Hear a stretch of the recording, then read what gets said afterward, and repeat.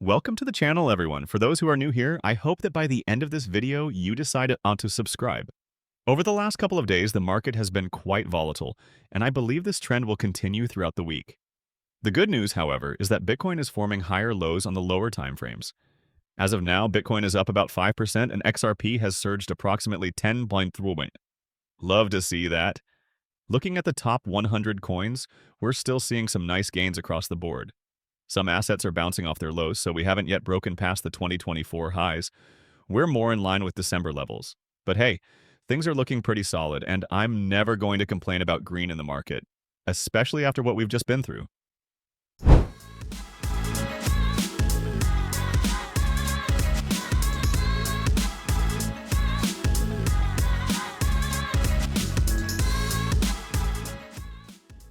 Now, let's take a look at Bitcoin's overall structure.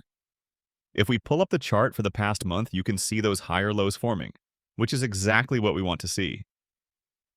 The next step is higher highs, so let's see if Bitcoin can break past $95,000 by the end of this week. That would mark not only a short-term higher high, but potentially a macro-level higher high as well.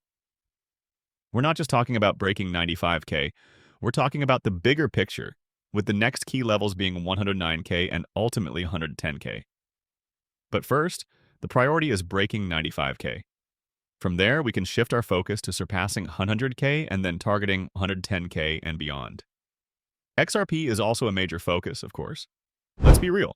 We all want to see XRP make history by shattering its previous all-time high.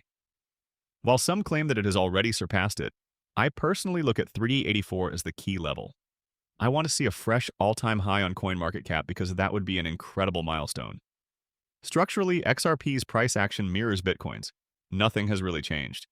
Our key target is $3, and from there, we look toward the previous highs around $3.40. The higher lows forming right now look promising, so we'll be keeping a close eye on this as the week progresses. Now, let's talk about some major news that dropped in the last 24 hours, starting with an important meeting happening this Friday. This event is highly anticipated in the crypto space, and I believe it will be significant.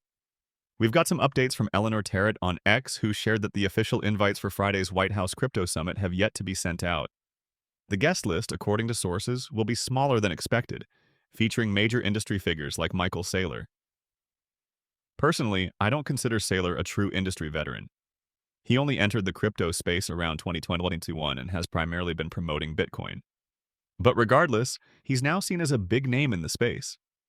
The event will involve a roundtable discussion at the White House with around 25 attendees, including members of the Presidential Working Group on Digital Assets. This is why industry invites are limited. As of now, it's unclear who else will be attending aside from Hines and David Sachs. However, if we refer back to former President Donald Trump's executive order, the PWG also includes the Treasury Secretary, Commerce Secretary, Attorney General, SEC Chair, CFTC Chair, and others. There will also be a larger invite-only reception across the street from the White House for those who aren't included in the roundtable discussion. Plans are still being finalized, so details may change as we get closer to the event. So far, we have confirmed attendees such as Michael Saylor, David Bailey, Matt Huang, J.P. Richardson, and representatives from Multicoin Capital and World Liberty Finance. Additionally, Chainlink co-founder Sergey Nazarov, Coinbase CEO Brian Armstrong, Robinhood CEO Vlad Tenev, and Kraken CEO will also be there. One of the big questions is whether Ripple CEO Brad Garlinghouse will be attending. There has been speculation, and he previously mentioned that he would be in Washington at the end of the week. Whether that means he'll be part of the event or just in DC at the same time is still unclear. However, it makes sense for Ripple to be involved since XRP is recognized as part of the official U.S. crypto reserve. Given that major projects like Solana and Cardano are likely to be represented, it wouldn't be surprising to see Ripple there as well. Looking at the top US-based crypto assets, XRP, Solana, and Cardano are the top three, which reinforces the idea that they could be included in the discussion. Additionally, if we go back to the list of confirmed attendees, we see major figures from significant crypto projects. So why wouldn't Ripple be there? It just makes sense. What do you all think? Do you believe Brad Garlinghouse will be in attendance? In my opinion, it's practically guaranteed. Beyond that, we received another major update earlier today that I think everyone should pay attention to. We've seen significant moves to dismantle some of the previous regulatory roadblocks placed by the SEC. According to David Sachs, the White House has announced its support for the CRA introduced by Senators Ted Cruz and Mike Lee to overturn the controversial broker rule, a last-minute attack on the crypto industry by the Biden administration. This is a huge development. For those unfamiliar with the issue, we received a big update from Kristen Smith at the Blockchain Association, who shared that a bipartisan group of senators, including 18 Democrats, voted to repeal the broker rule, which would have severely harmed DeFi in the U.S. This is a strong sign of progress for crypto legislation. In January, a framework was laid out for digital asset market structure principles, focusing on innovation and competitiveness for U.S. businesses. The repeal of this rule is part of a broader effort to keep crypto innovation within the U.S.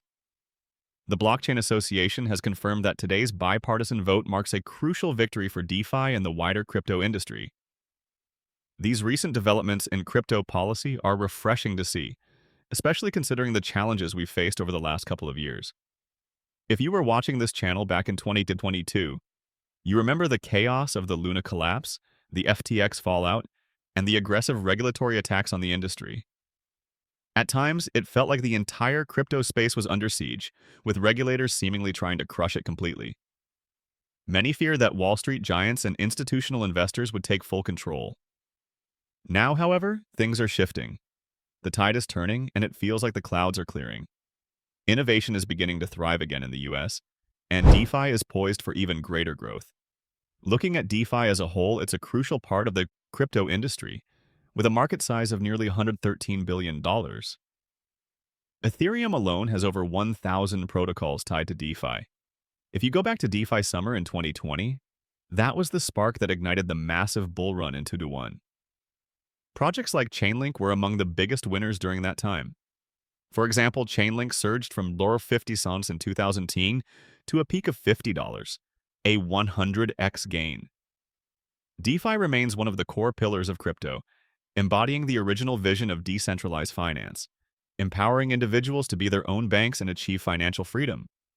Traditional finance makes it nearly impossible for individuals to grow their wealth, as inflation eats away at any potential gains. That's why DeFi posed such a threat to banks. They feared it and they tried to crush it. But now we're seeing those barriers being dismantled.